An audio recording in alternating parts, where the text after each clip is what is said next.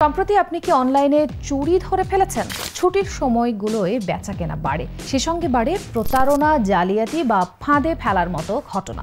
এমনকি বৈধ সাইটগুলোও এমন সব কৌশল খাটায় যাতে আপনি যতটুকু চেয়েছিলেন তার চেয়েও বেশি খরচ করেন। তাহলে কোন কোন বিষয়ে সতর্ক থাকা উচিত? প্রতারণার ফাঁদ ও জালিয়াতি। ছুটির মৌসুমে প্রতারণার সংখ্যা আকাশে গিয়ে ঠেকে। ব্ল্যাক ফ্রাইডের কথাই ধরুন, 2022 সালে জালিয়াতির ঘটনা 29% বেড়ে যায়। ব্রিটিশ ব্যাংক লয়েডস জানায়, পোশাক বেচাকেনায় প্রতারণা বাড়ে অবিশ্বাস্য রকমের 646%।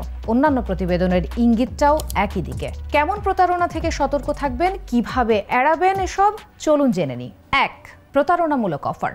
সামাজিক মাধ্যম কিংবা রিসেল প্ল্যাটফর্মে, এমনকি অ্যামাজনের মতো আস্থাভাজন সাইটেও আপনি হয়তো এই অফার দেখেছেন।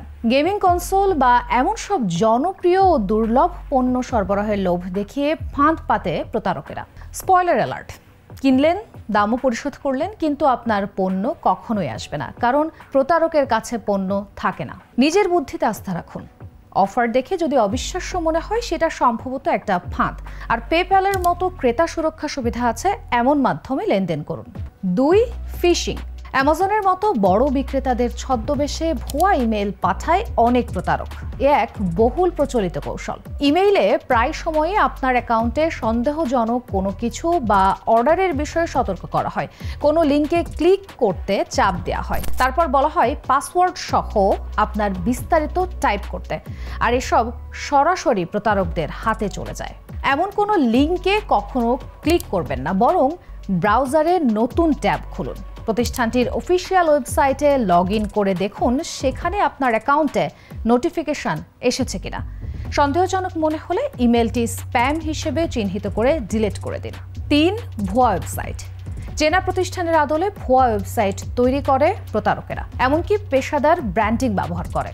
মূল্য পরিশোধ ব্যবস্থা দেখেও নিরাপদ মনে হয়। ব্ল্যাক ফ্রাইডে ক্রেতাদের টার্গেট করে এমন এক প্রতারক চক্রকে 2024 সালের নভেম্বরে শনাক্ত করে সাইবার নিরাপত্তা প্রতিষ্ঠান ইলেকট্রিকলকেও।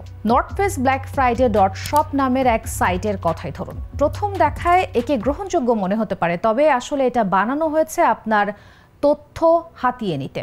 তাই সতর্ক থাকুন। ইউআরএল এ ভুল বানান বা অদ্ভুত বাড়তি অংশ আছে কিনা ভালো করে দেখুন। যদি সন্দেহ হয়, অফিসিয়াল ওয়েবসাইটেই ভরসা। কিন্তু বৈধ ওয়েবসাইটেও কেনাকাটার ক্ষেত্রে বিক্রেতারা সন্দেহজনক কৌশল ব্যবহার করে থাকতে পারে, যাকে বলা হয় ডার্ক প্যাটার্নস। জেনে নিন কোন 3 গোপন কৌশল থেকে সতর্ক থাকবেন। 1. দামে কারসাজি।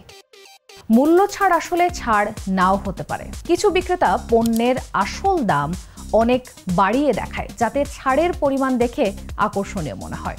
কিপার মতো মাধ্যম ব্যবহার করে সময়ের সঙ্গে দামের ভিন্নতা রেকর্ড করে দেখতে পারেন অফারে আসলেই ছাড় পাচ্ছেন কিনা। বিনামূল্যে উপহারের অফার নিয়েও সতর্ক থাকবেন। এসব প্রায় সময়ই সামনে আসে বেদরকারি জিনিস কেনানোর টোপ হয়ে। 2.